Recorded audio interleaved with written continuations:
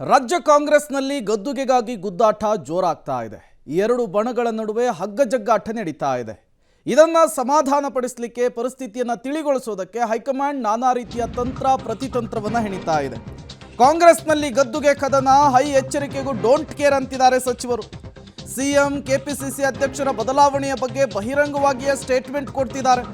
ಪದೇ ಪದೇ ಮಾತನಾಡುವ ಓರ್ವ ಸಚಿವರ ತಲೆದಂಡಕ್ಕೆ ಚಿಂತನೆಯಾಗಿದೆಯಂತೆ ವರಿಷ್ಠರ ಮಟ್ಟದಲ್ಲಿ. ಆ ಇಬ್ಬರು ಸಚಿವರ ಪೈಕಿ ಒಬ್ಬರ ತಲೆದಂಡ ಮಾಡುವ ಬಗ್ಗೆ ಚರ್ಚೆಯಾಗಿದೆ. ಶಿಸ್ತು ತಪ್ಪಿದ ಸಚಿವರನ್ನ ದಾರಿಗೆ ತರಲು ಹೈಕಮಾಂಡ್ ಈ ಮೂಲಕ ಚಿಂತನೆ ನಡೆಸ್ತಾ ಹೈಕಮಾಂಡ್ ಸೂಚನೆಯನ್ನ ಮೀರಿ ಮಾತನಾಡ್ತಾ ಇದ್ದಾರೆ ಒಂದಿಷ್ಟು ಕೆಲ ಸಚಿವರು. ಸಚಿವರ ಬಾಯಿಗೆ ಬ್ರೇಕ್ ಹಾಕಲು ಉಳಿದವರನ್ನ ಹದ್ದುಬಸ್ತಿನಲ್ಲಿಟ್ಕೊಳ್ಳುವುದಕ್ಕೆ ಈ ರೀತಿಯ ತಲೆದಂಡದ ಅಸ್ತ್ರಕ್ಕೆ ವರಿಷ್ಠರು ಮುಂದಾಗ್ತಿದ್ದಾರೆ. ಈ ರೀತಿಯ ಒಂದು ಚರ್ಚೆ ಎಐಸಿಸಿ ಮಟ್ಟದಲ್ಲಾಗಿದೆಯಂತೆ. ಹಾಗಾದರೆ ಆ ಸಚಿವ ಯಾರು? ಆ ಸಚಿವನ ತಲೆದಂಡ ಆದ ನಂತರ ಉಳಿದವರು ಸುಮ್ಮನಾಗ್ತಾರಾ ಅಥವಾ ತಲೆದಂಡ ಆದಂತಹ ಸಚಿವರು ಸುಮ್ಮನಾಗಿರ್ತಾರಾ? ಇದು ಈಗಿರುವಂತಹ ಪ್ರಶ್ನೆ, ಸಹಜವಾದಂತಹ ಕುತೂಹಲ. ಒಂದಂತೂ ಸ್ಪಷ್ಟ, ಎಐಸಿಸಿ ಮಟ್ಟದಲ್ಲಿ ರಾಜ್ಯ ಕಾಂಗ್ರೆಸ್ನಲ್ಲಾಗ್ತಾ ಇರುವಂತಹ ಬೆಳವಣಿಗೆಗಳನ್ನು ಗಮನಿಸಲಾಗ್ತಾ ಇದೆ. ಬಣಬಡಿದಾಟಕ್ಕೆ ಬ್ರೇಕ್ ಹಾಕುವಂತಹ ನಿಟ್ಟಿನಲ್ಲಿ ಒಂದಿಷ್ಟು ಚಿಂತನೆಗಳಾಗ್ತಾ ಇದೆ. ಮತ್ತಷ್ಟು ಡೀಟೇಲ್ಸ್ ಅನ್ನು ಕೊಡ್ತಾರೆ ನಮ್ಮ ಪ್ರತಿನಿಧಿ ಸುಕೇಶ್, ನೇರ ಸಂಪರ್ಕದಲ್ಲಿ ಜಾಯ್ನ್ ಆಗಿದ್ದಾರೆ.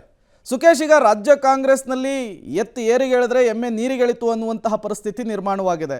ಇಂತಹ ಸಂದರ್ಭದಲ್ಲಿ ಸಚಿವರ ತಲೆದಂಡದ ಅಸ್ತ್ರವನ್ನು ಪ್ರಯೋಗಿಸಿದ್ದೇ ಆದರೆ ಇರೋ ಗಾಯವನ್ನು ಕೆರ್ಕೊಂಡು ಸೆಪ್ಟಿಕ್ ಮಾಡ್ಕೊಂಡ್ಬಿಡ್ತಾರಾ ಹೇಗೆ ಅಂಥೇಳಿ ಈ ರೀತಿಯ ಒಂದು ಚಿಂತನೆಯಾದರೂ ಯಾಕೆ ಬರ್ತಾ ಇದೆ ಎಐಸಿಸಿ ಮಟ್ಟದಲ್ಲಿ ಅಂಥೇಳಿ ಸುಕೇಶ್?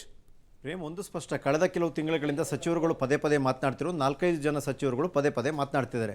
ಎಚ್ಚರಿಕೆ ಕೊಟ್ಟ ನಂತರವೂ ತಮ್ಮದೇ ಆದ ರೀತಿಯಲ್ಲಿ ಪ್ರತಿಕ್ರಿಯೆಗಳನ್ನ ಕೊಟ್ಕೊಂಡು ಬರ್ತಾ ಇದ್ದಾರೆ.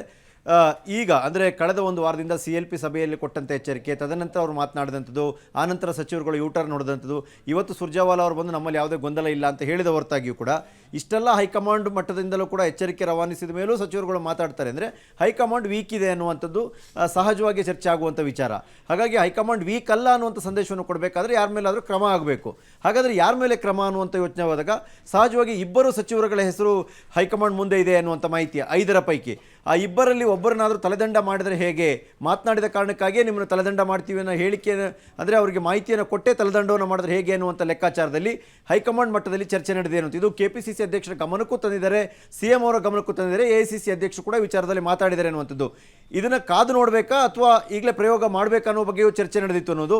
ಬಹುಶಃ ಈಗ ಅಂದರೆ 21ನೇ ತಾರೀಕು ಕಾರ್ಯಕ್ರಮ ಅವೆಲ್ಲ ಇರೋದ್ರಿಂದ ಇನ್ನೊಂದು ಅವಕಾಶವನ್ನು ಕೊಟ್ಟು ನೋಡೋಣ ಅನ್ನುವಂಥ ತೀರ್ಮಾನಕ್ಕೆ ಬರುವ ಸಾಧ್ಯತೆ ಹೆಚ್ಚಿದೆ.